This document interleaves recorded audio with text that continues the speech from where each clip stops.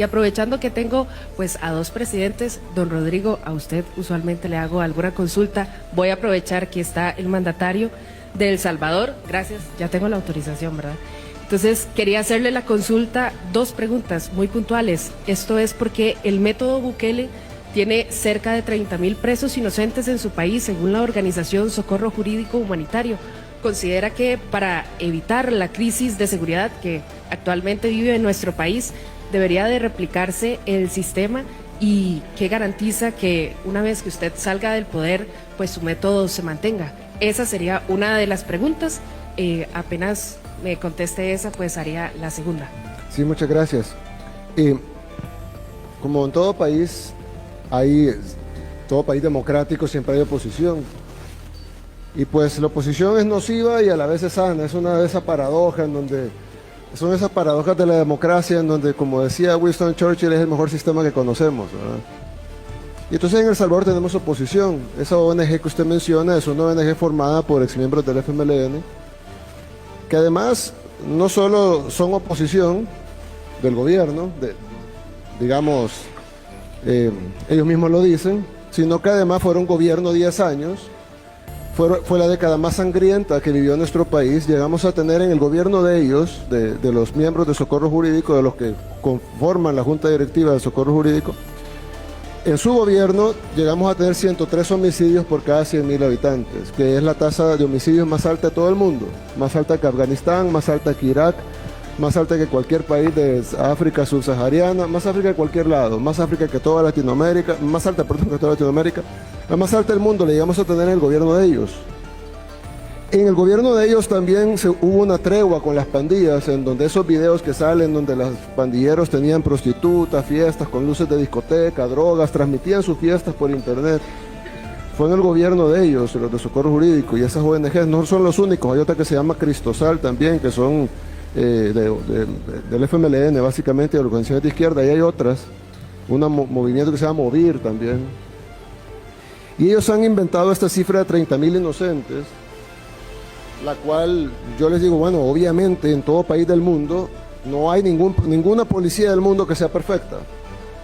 Y la razón de que no hay ninguna policía del mundo que sea perfecta, y cómo puedo afirmar eso, es porque en todo el mundo hay sistemas judiciales, y hay fiscales, y hay abogados defensores.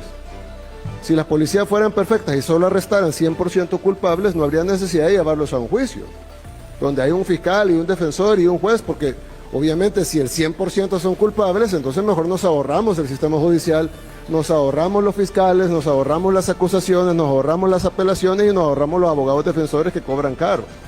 Y la Procuraduría, no tendría sentido que exista, porque pues todos son culpables.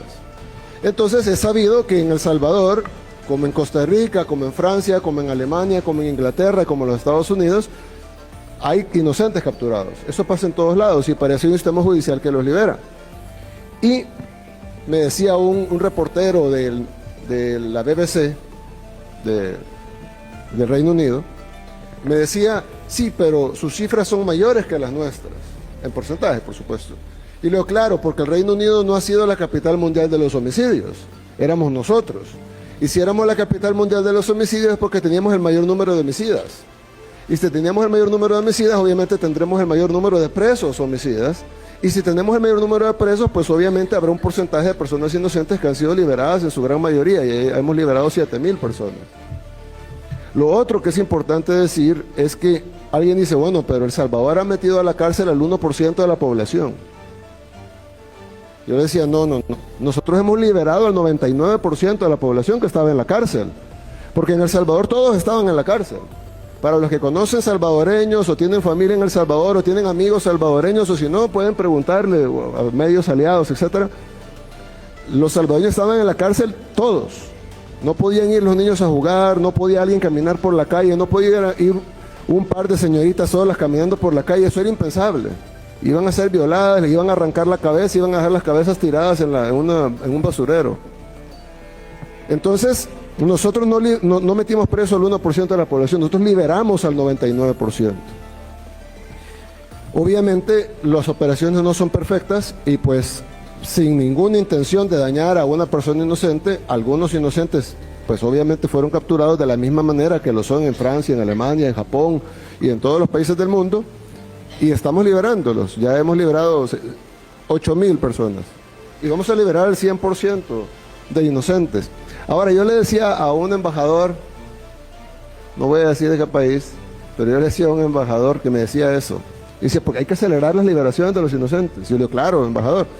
Pero ¿usted cree que un país que comete error al capturar culpables no va a cometer error al liberar inocentes? Porque el problema es que me dice, libéralos, pero si los liberamos se van a ir culpables, ellos van a ir a matar. Y yo le conté un caso en donde yo le dije, le voy a contar un caso donde el Estado violó a una niña. Me dice, ¿cómo que el Estado violó a una niña? Sí, el Estado violó a una niña de 8 años y la mató. Pero ¿cómo fue así? Yo le dije, bueno, se capturó a un hombre por violación. ¿En qué año, ministro? Perdón, 2008. No. Se capturó a un hombre por violación en el año 2008. El hombre salió libre, o estuvo preso como 4 o 5 años, sale libre, luego fue capturado de nuevo por violación en el año 2012, luego salió libre, no le pudieron probar esa segunda violación, a pesar que había estado preso por la primera, luego fue capturado una tercera vez, o ya la tercera fue la nuestra, no. Luego fue capturado por lesiones a una mujer en el 2014, y ahí sí fue puesto, ahí sí lo condenaron, no, ahí salió libre de nuevo, y luego ya en nuestro gobierno violó y mató a una niña. Entonces a esa niña, ¿quién la violó y la mató? Ese sujeto, claro, y ahora está cumpliendo una pena y nunca va a salir de la cárcel, nunca. Pero a esa niña también la violó y la mató el Estado. Y era una niña de 8 años. Para los que tienen hijas, piensen, o hermanas, piensen en sus hijas de 8 o de esa edad, que venga un sinvergüenza que estuvo 3 veces capturado por violación y lesiones a mujeres, o sea, un psicópata que odia a las mujeres, que viola a mujeres, que lesiona a mujeres. El Estado lo protegió sus derechos humanos, lo liberaron 3 veces y terminó violando y matando a una niña, hasta que este gobierno no ponderó sus derechos humanos, sino que ponderó los derechos humanos de esa pobre niña que no debe haber sido violada ni asesinada. Entonces, nosotros hemos recibido 200 lecturas de moral de personas que no conocen lo que nosotros vivimos, que nunca nos dieron una solución que fuera factible. El Salvador probó de todo, la OEA incluso patrocinó una tregua completa, en donde el secretario general de la OEA, Insulza, llegó ahí a abrazarse con los pandilleros, a los pandilleros les entregaron unas armas en gesto de buena voluntad. El secretario general de la OEA en ese tiempo, Miguel Insulza, recibió las armas de los pandilleros, llegaron incluso sacerdotes a bendecir la tregua, le lavaron los pies a los pandilleros para hacer, de una manera farisea, algo que parece cristiano, pero no lo es, porque estoy seguro que Dios no quiere que se violen niñas y que se asesinen niñas de 8 años. Y ahí todo el mundo aplaudía. El modelo de El Salvador debe ser copiado por el resto del mundo. El Salvador debe de exportarse este modelo que tiene un gran éxito. Y luego se supo todo lo que estaba detrás de esa tregua contra las pandillas, pandilleros que fueron entrenados, y ahí están las fotografías y los videos, pandilleros que fueron entrenados en los polígonos de tiro del ejército nuestro. Ahí fueron entrenados los pandilleros a tiro certero, que significa poderle pegar en la cabeza o en el corazón a los salvadoreños, entrenados por el gobierno, con armamento del gobierno. Se desaparecieron $2 millones de armamento del gobierno, en el gobierno anterior, del gobierno de esas personas que ahora están diciendo eso. Y por último, yo les digo que me den la lista de los 30,000 y que me digan cómo llegaron ellos a esa deducción sin haber, porque dicen hay que hacer juicio, ellos son de los que dicen que el proceso judicial no debe cortarse y debe de agotarse las instancias y llevarse las pruebas de cargo y de descargo. ¿Cómo ellos hicieron sin eso? Nosotros no podemos hacerlo, nosotros no podemos juzgar a alguien sin pruebas de cargo y descargo, sin un proceso judicial, pero ellos sí.